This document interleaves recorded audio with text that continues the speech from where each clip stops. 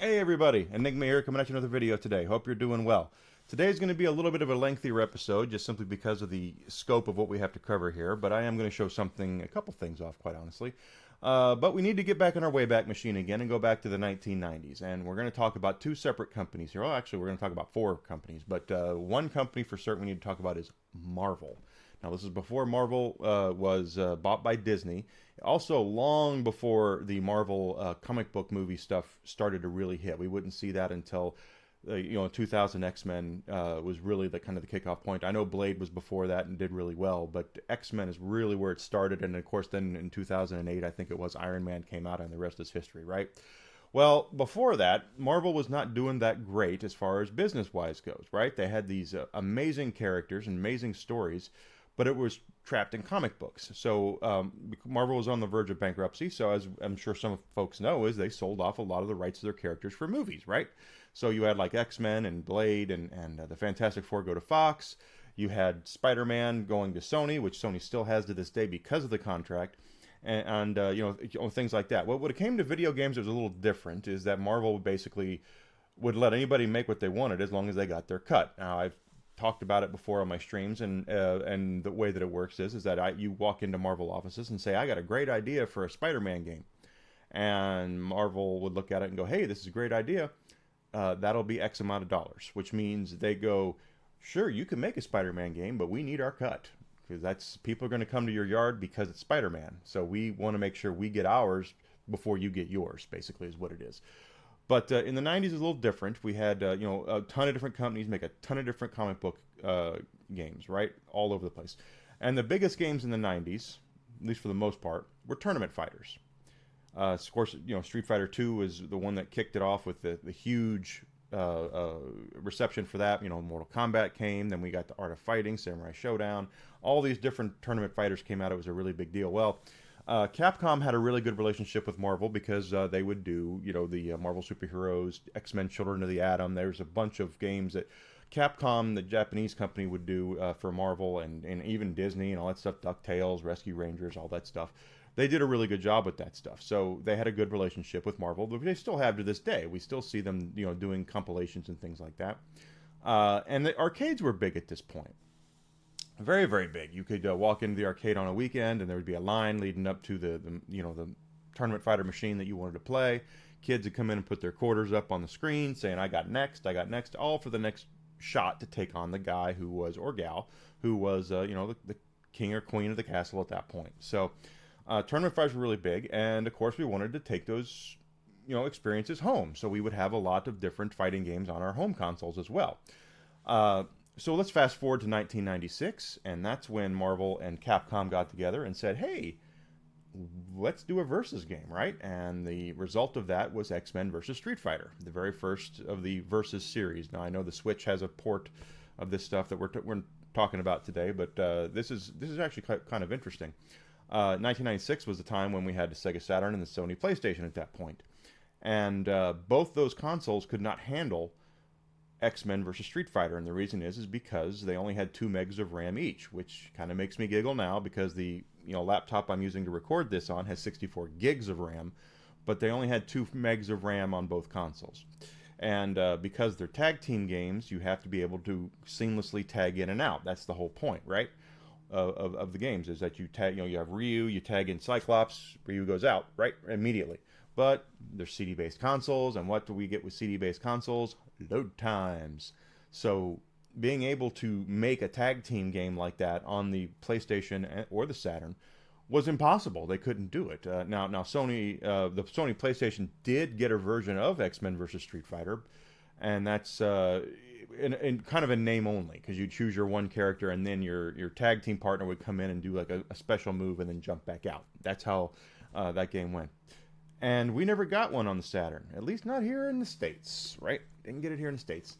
And 1997, we ended up getting, I had this imported, X-Men versus Street Fighter in Japan, right? Now this is the very magical phrase, as close as it comes, at least as close as it came at the time, to arcade perfect. That was the thing that everybody wanted, was arcade perfection. They wanted to be able to practice at home, be able to play the games with their favorite characters, go to the mall that next weekend or the arcade and be able to use the skills that they have honed against the people in the arcades. What makes this game special is, notice we have a box here, right? It's not just a jewel case, it's a box. Why is this a box? Well, it's because of what's inside. Of course, first of all, we have the game, X-Men vs. Street Fighter, and on the CD. But it came with something else, and this is something that never came out here in the States, and it is a 4 megabyte upgrade to the Sega Saturn. Now, this plugs into the cartridge slot in the back of the Saturn, and it basically makes the game, adds 4 megs of memory, so you can have that seamless tag in and out. Now, there were still load times before each fight. You go into a fight and you'd be like, oh, it's Ryu and Cyclops versus Wolverine and Gambit, and then you'd have that load screen right there, and then when they would fight, it would be the normal thing. But there was no load times between tag outs, which was what that 4 meg upgrade card did. It basically quadrupled, went from 2 megs to 6 megs, so it's 3 times more RAM, and they really could do that, and it made this game very, very popular. This game, a lot of places did not carry import games, okay, because of the fact that the home companies don't like that. They don't really care for, the Western companies don't care for importing. At least they didn't. They still, well, Nintendo now is in that phase where they're not going to like it either. That's why they're region coding the Switch too. But I remember I got this imported from an online retailer, but I do remember that this was actually an EB Games. I remember walking in the EB Games and they had this there, and it's because this game was so popular that people wanted to play it that had Saturns, and the only arcade perfect way to play it was to get it on the Saturn. And because they had an import on the Saturn, and you don't need to learn no Japanese to play a fighting game, they brought it over. They imported it, and you could buy it. And of course, the price was jacked up and all that, but you could buy it there. It was a very big deal.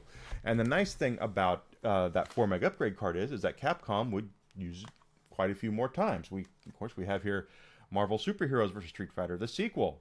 Okay, so that uses the 4 meg upgrade card. Another one that's quote unquote arcade perfect. It also is used on Pocket Fighter, which is the cutesy little fighting game. I don't know if you guys have seen it. I think it's on one of the arcade collections that they released, Capcom arcade collections. Darkstalkers 3, Vampire Savior. Again, these are all fighting games that benefited from the RAM cart that came with X-Men vs. Street Fighter. They were very, very well done. They were very, as close to arcade perfect as you could get. And then one more time they would use it that I'm aware of, and that's on the Dungeons and Dragons collection, arcade collection, which used to be, this was the only way to play this game outside of the arcades until a couple years ago when they, actually it's probably 10 or 12 years ago now, where they put it on the PlayStation 3 and the Xbox 360. It's really interesting to go back and look at that kind of stuff, because nowadays they released here not so long ago the Marvel vs. Capcom collection, fighting collection. It's got all these games on it, plus Marvel vs. Capcom, Marvel vs. Capcom 2, Punisher is also on there. All that kind of stuff where they basically Capcom, X-Men: Children of the Atom, all these different Capcom Marvel fighting games are together on one cartridge and or one thing, and they are as close to arcade as you can possibly get, right? I mean, you can play them online, all that sort of stuff, and that online is really what killed the arcades. But it's just really, really cool that ingenuity takes over, that the fact that this game could not run on the PlayStation or the Saturn without an upgrade. And the PlayStation was not easy to upgrade because they kept changing the chipset. They kept changing the way things were because of piracy. Sega, on the other hand, didn't really care. It seemed like they didn't do. I mean, I remember they did a couple models of the Saturn, but it wasn't this far and away different thing where you'd buy a PlayStation at the store in 1 month, and then 6 months later you would go and buy another PlayStation, and the setup was completely different.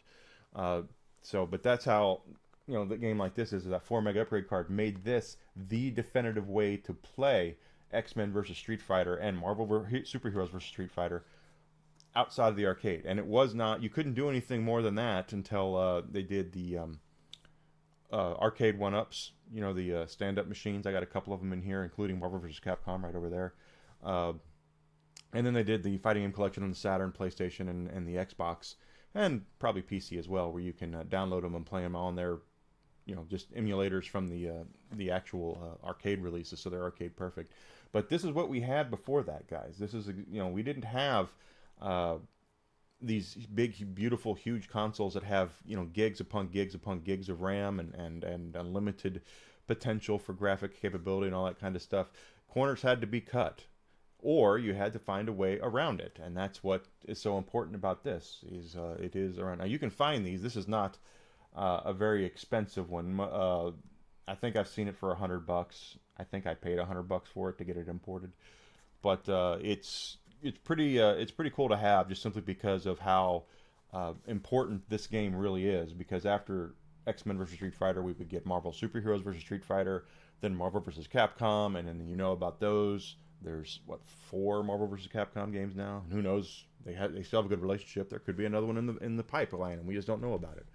But really, really cool stuff. Really cool stuff. And the Saturn was really easy to import or do imports for, because of that cartridge slot in the back of the console. You just stick a converter cartridge in there, and then you could just play anything you wanted. So the Saturn imports were a very big deal, because a lot of the games that came out here were good, but we weren't getting everything.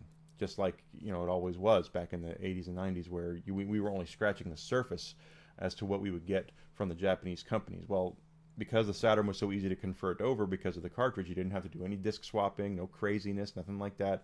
You could play your Saturn games imported from Japan very easily. And like I said, fighting games, you don't need to know Japanese to play them. It's that simple. So that's going to do it today for Enigma Stuff. Now I want to thank everyone for being here. Greatly appreciate that. This week should be somewhat normal for me. I know tomorrow's Memorial Day. I'm going to stream like normal on that.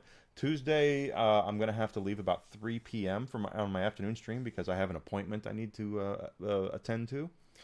But otherwise, everything's going to be completely normal. I'll be online. We're playing Persona 3 Reload, having a great time doing that. You can find me on Twitch, Twitter, and YouTube. You can see my links right down there. YouTube, Twitch, and then Twitter right down there. I would love it if you'd follow me and subscribe on all those platforms. Of course, if you're here on YouTube, smash that like button for me. Share my stuff, comment. I would really appreciate that, guys. I really would. Also, don't forget to check out my Fourth Wall store. I got some really cool stuff on there. I just saw my parents last night, and I gave my dad a question mark jersey that I had, and he just loved it. And my hat too, my hat that I had, I gave it to him. He just loved it. So that's going to do it for me today, guys. I really appreciate you being here, and I will see you online streaming. Thank you so much. Have a great day.